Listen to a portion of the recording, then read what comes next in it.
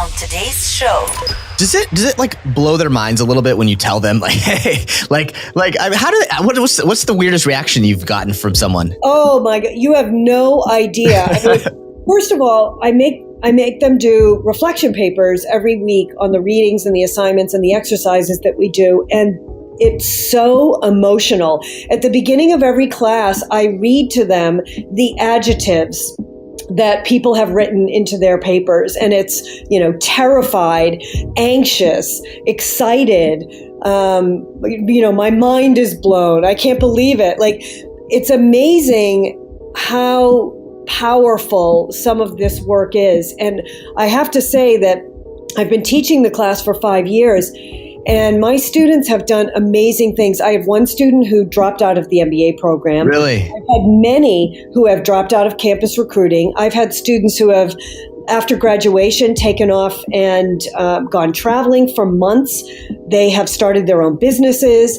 They have moved locations. They've asked me to meet with their spouses to kind of rethink how they've structured their life. It's really amazing, some of the things that my students have done. 5, 4, 3, 2, 1. Welcome to the Creator Institute podcast. Your host, Koester. How's it going, everyone? This is Eric. On today's episode, we're going to have a really fascinating conversation with Diane Mulcahy. And what is so interesting about the conversation we had is she sort of answers the question, what could we do if we weren't afraid? There's this fear that we oftentimes have of becoming a creator. And she has an award-winning class at Babson that is really about teaching people how to build a portfolio of work. She talks a lot about sort of the death of the resume and the growth of the portfolio. And we talk about using platforms to become a creator, whether you're a developer, you're a designer, you're a consultant, you're a business person, whatever it is. Her book is on the gig economy.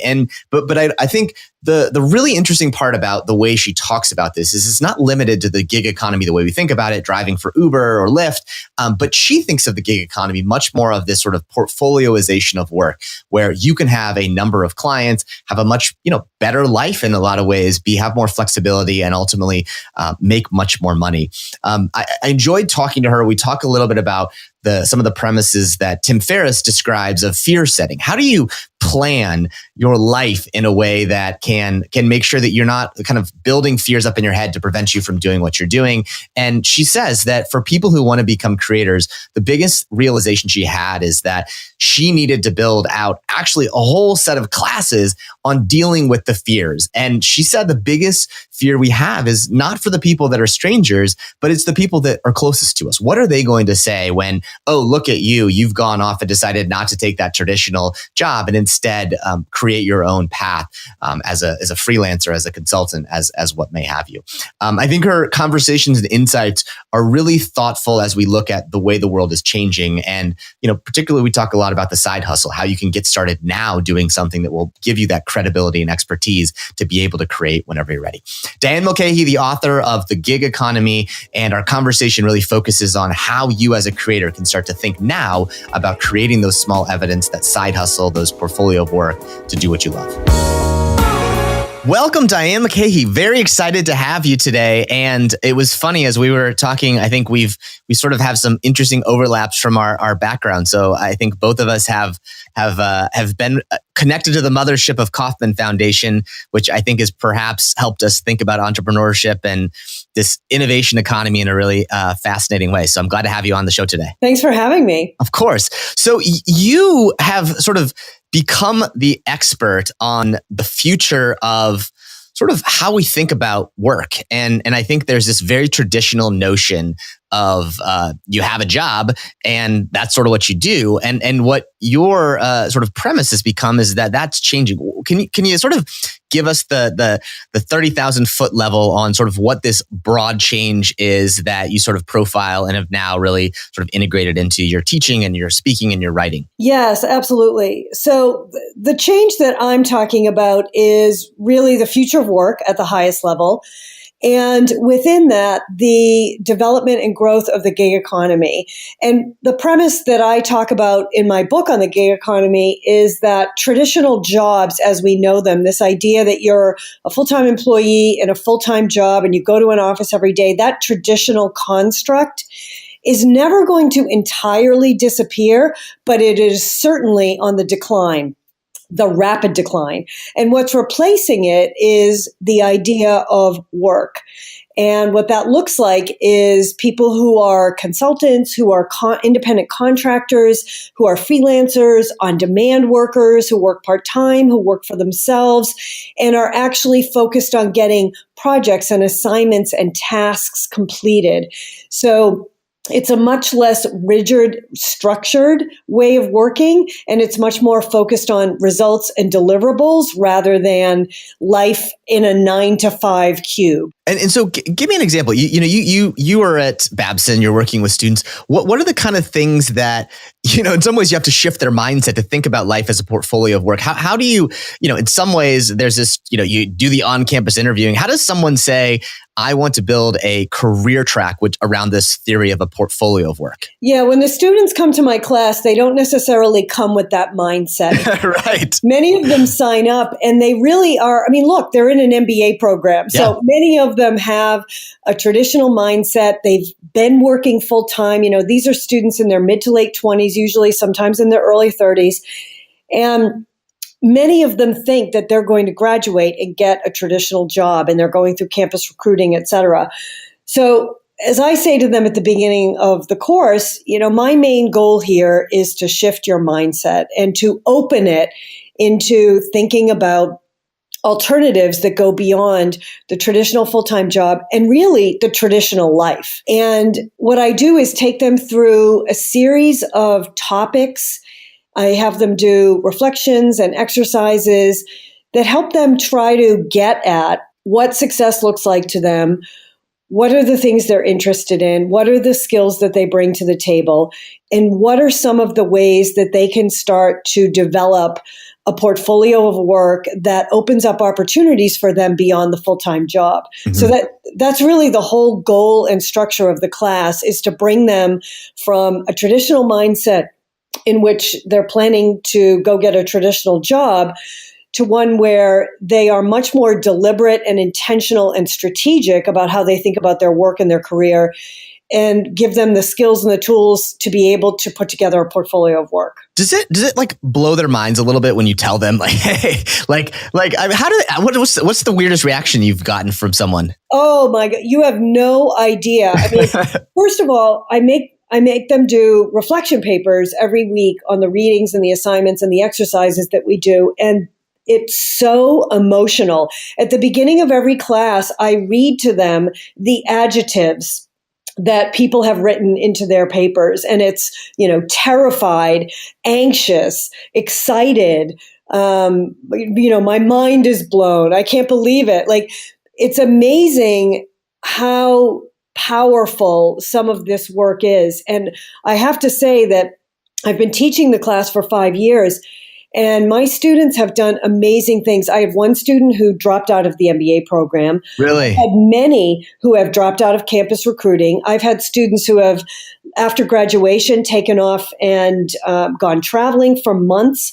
They have started their own businesses. They have moved locations.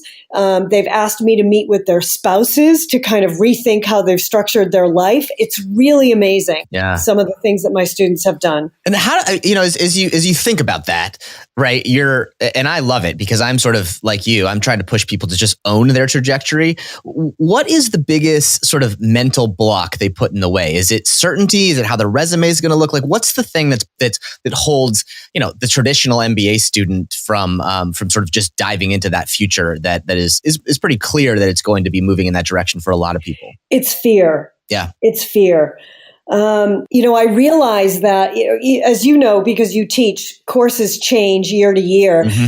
And what I realized was that is what was holding people back. And so I designed and incorporated a whole class on fear and risk, where I take the students through a variety of exercises to help them identify and name and acknowledge the fears that they have, and then try to wrestle those fears, to try to make them concrete, to try to translate them into specific risks, and then to help them identify ways that they can mitigate those risks, or at least acknowledge that the risks that they're worried about are a little bit crazy and that they can just park those to the side and move on anyways.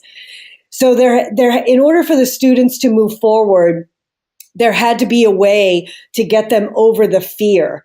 And I think also being in a classroom with other students really helped that. So some of the exercises or group exercises, and the exercises that I have in my book, I encourage readers, if they do them, in some of the cases, to talk about them or do the exercises with other people, because that can really help, having somebody else who can help you walk through some of these fears and risks and help you see them from the outside and determine whether they're real or whether they're really something that's in your head. That's right. It's fascinating. It reminds me a lot of the Tim Ferriss, the 2017 TED Talk that he did, where he sort of laid out this premise that he took from Stoicism around fear setting as opposed to goal setting, where you sort of define the worst case scenarios and then sort of really dive into those and start there. And what he said is that, sort of the genericism of fear holds many people back. Whereas if you get specific about it, you often realize like, well, no, that's not a real thing. Like, here's how I would solve that. And it's fascinating, like, to see him talk through it. It sounds like exactly the same piece as if you actually own the concept of fear and get specific about it. Most of those times they're sort of either solvable or they're not a real risk anyways. That is exactly true. And it's really very powerful for the students to realize that. And it even just the act of trying to name and identify their fear and then translate it into risks. Just by doing that, in many cases, they recognize that their fear is a story. It's something that is irrational, that is really never going or very, very unlikely to happen to them. And just doing that allows them to move on from it. And it opens up a path to pursue the thing that fear was holding them back from. So it really is very powerful. That's cool. One of the things that I always I think about a lot, and I think about something that Adam Grant has said, where he says today he reads the resume from the bottom up, right? I'm looking for these things that people do on the side and that sort of stuff. How do you think about the future of the resume and this theory of the world as more of a portfolio of work? Like, what does that look like in the case of, a traditional resume, which is, in some ways, what's funny is when people look at a traditional resume and they see gaps in employment or they see that things don't line up, that's like a red flag. But that's sort of the nature of this sort of portfolio of work theory. How does that change in the future? Actually, I think it's already changed. I don't think that's a future thing. I mean, I suppose the traditional resume does still exist, but I think people are much more aware that people have multiple things going on. I think LinkedIn has been really great about helping to change that, because you can have kind of a slash list of the things that you do. So, I'm an author, speaker, investor, adjunct lecturer, right? I have a number of different things going on, and I can list that as my sort of headline. And that's not uncommon anymore. No, it's still common for people to list their title if they work a traditional job, but I think it's equally as common, and you can find many examples where people list themselves or present themselves by kind of a slash list of what they do. That's interesting. So LinkedIn, I think, is a great example for a lot of business folks. What about the platforms like, do you see this happening with things like GitHub and Dribbble for sort of more technical roles? Do you see that those sorts of tools being the place that someone goes now to sort of see a portfolio of your work? Yeah, I'm not a technical person. I'm not familiar with those sites. I do work in the entrepreneurial community, though. And what I can tell you is, among entrepreneurs and people who work in the startup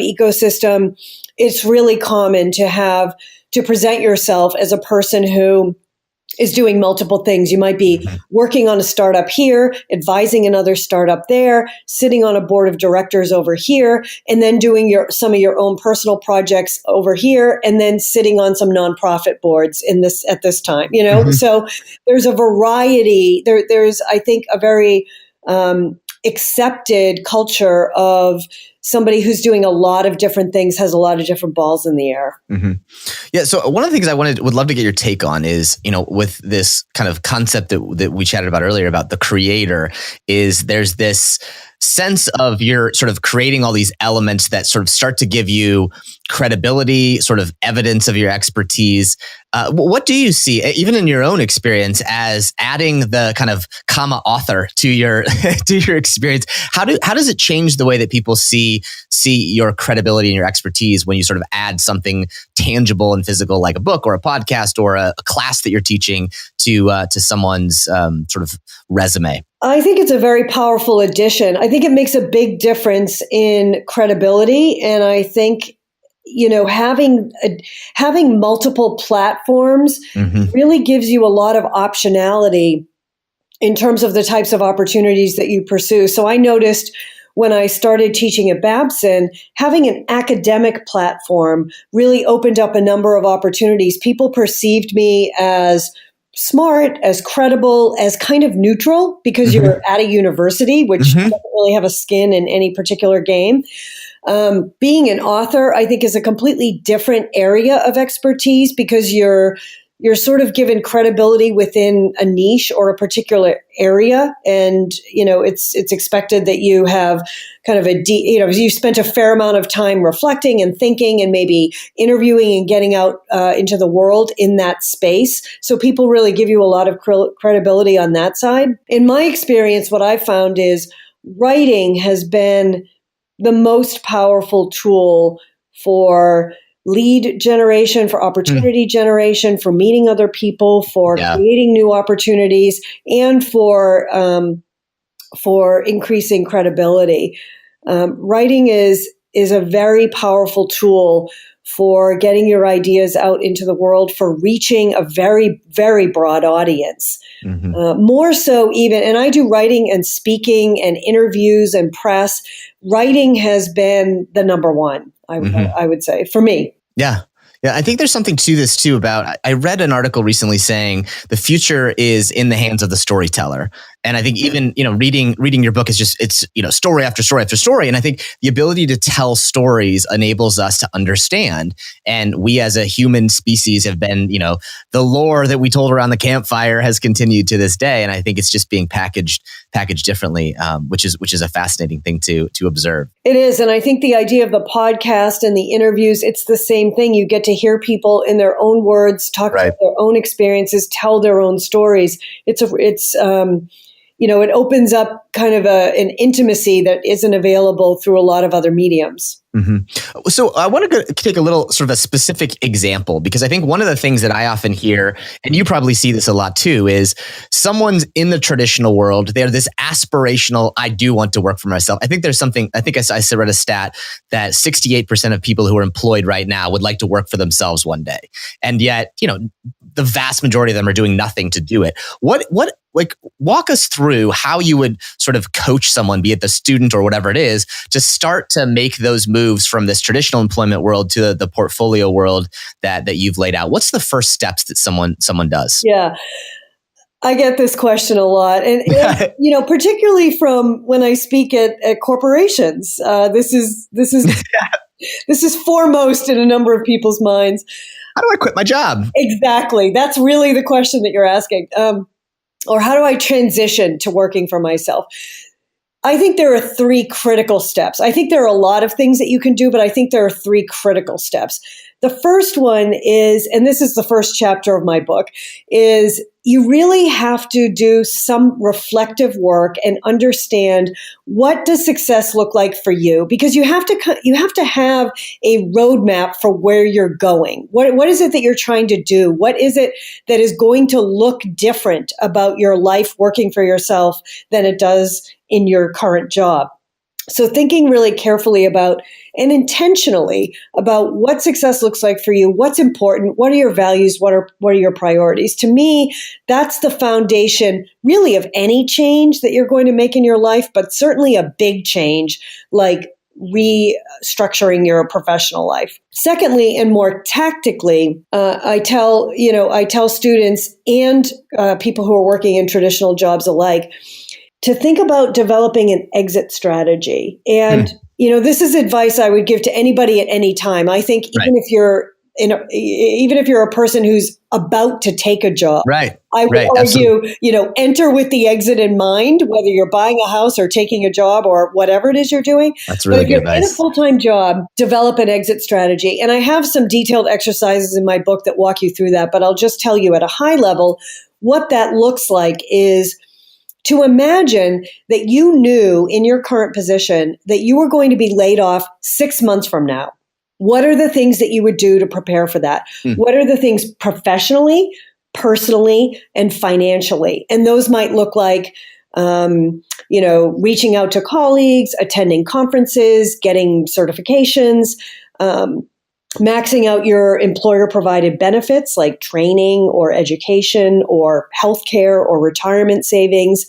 And then financially and personally, thinking about, what are some projects I'd like to do? Is there anything I would do with time between jobs? What about my living situation? Am I willing to change that? Are there expenses I'm willing to cut? Things like that. So make a list of things that you would do if you knew that you were going to be laid off in 6 months and start doing them.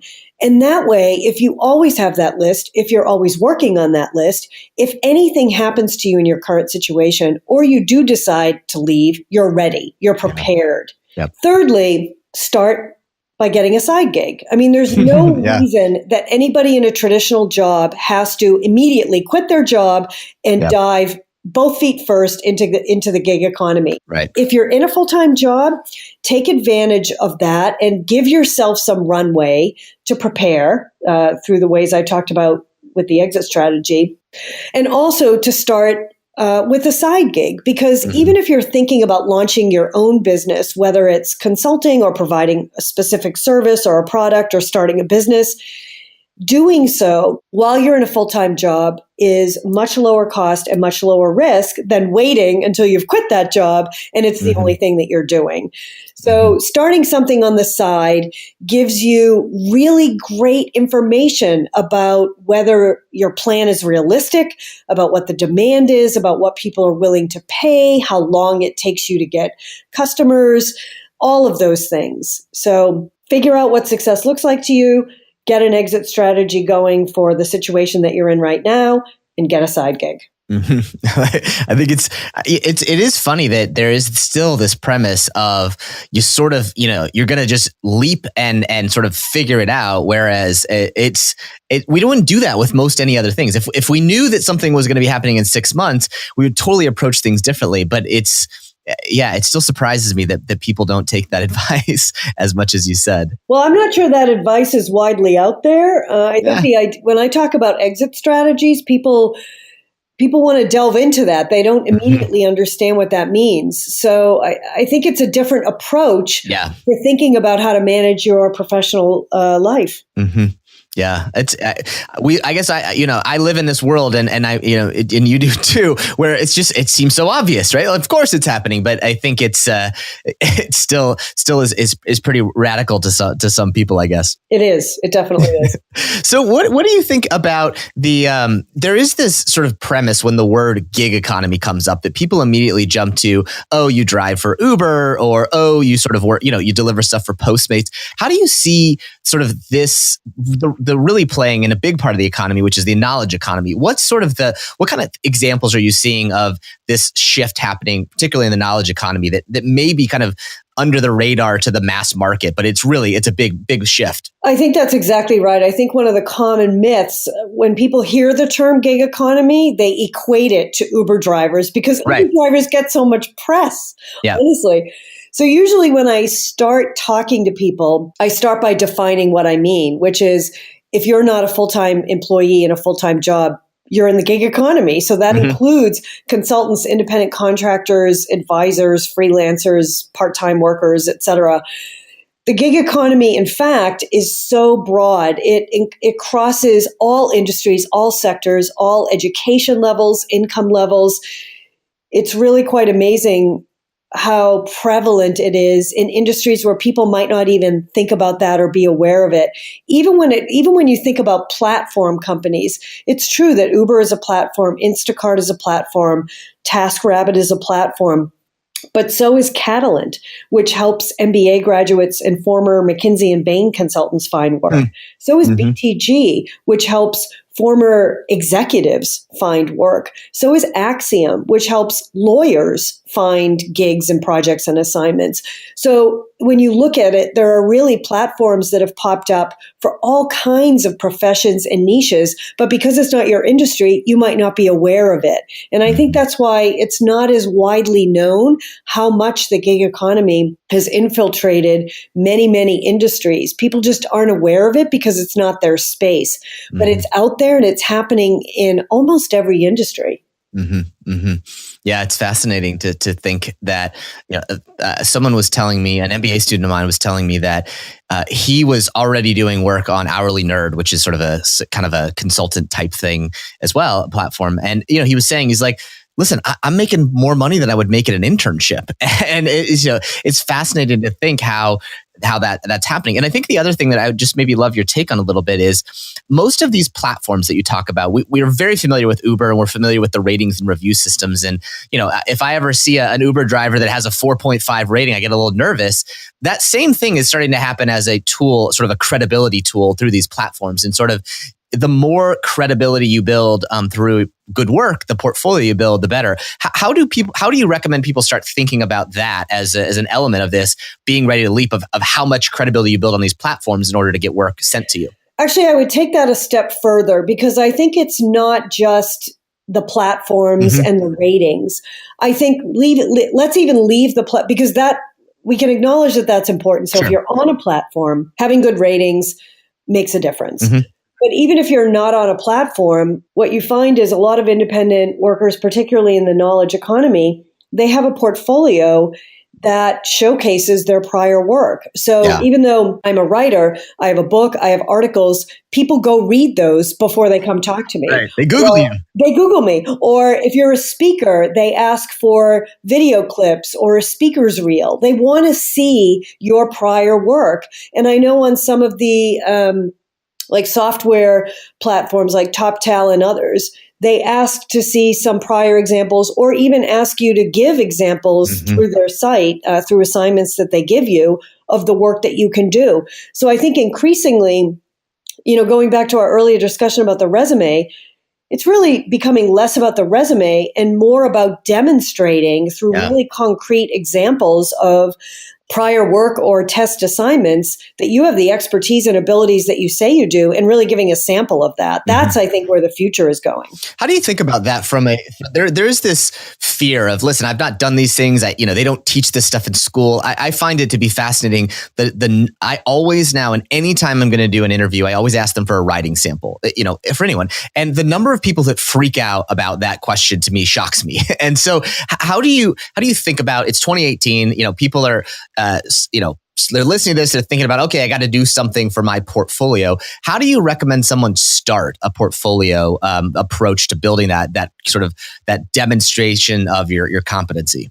Well, I think you can, if some of the listeners are students, I think you can take some of the work that you've done either in college or in graduate school and incorporate that into your portfolio. I mean, for most students, they're taking classes that are somewhat related to the work that they want to do. And a lot of universities and graduate programs have practical classes like capstones, or you have internships or examples where you're working in more of a real world setting, even though it's not for pay, it's for credit, but it allows you to come out with a testimonial, with a work example that you can use as you're looking for work after graduation.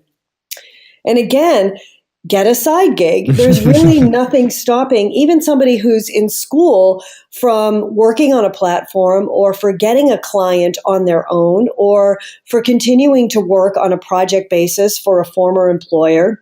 and continuing to build their portfolio to reflect the skills and experience and knowledge that they're acquiring along the way while they're in school. So I think there are a lot of ways to do that besides having a full-time job. Mm-hmm.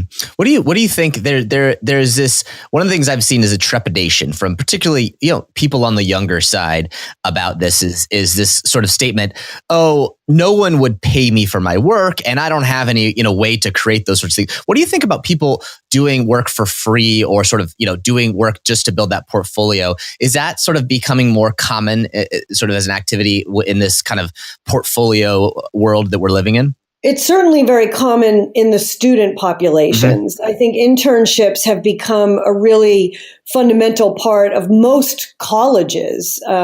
Most college career service departments, at least that I'm familiar with, have taken on the responsibility of working with their students to help them set up internships either during the semester or over the summer to help them maximize their opportunities for getting relevant experience. Right.